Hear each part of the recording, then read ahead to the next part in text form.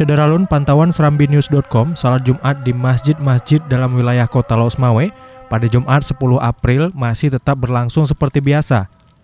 Walaupun beberapa waktu lalu Majelis Pemusyawaratan Ulama Aceh menerbitkan Tausiah nomor 4 tahun 2020 tentang pelaksanaan ibadah dan kegiatan sosial keagamaan lainnya dalam kondisi darurat. Dalam putusannya, MPU Aceh menetapkan 7 putusan.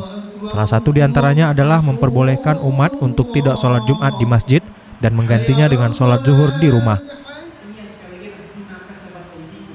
Pantauan serambinews.com di Masjid Baitur Rahman Losmawe, saat azan berkumandang, para jamaah sudah mulai memenuhi bagian dalam hingga teras masjid. Selanjutnya para jamaah pun mendengar khutbah Jumat, dilanjutkan sholat Jumat berjamaah seperti biasa.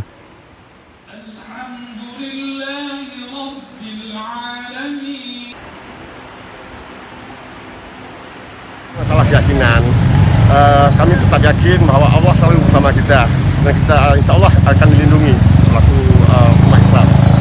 Dari Losmawe, Saiful Bahri, Serambi On TV.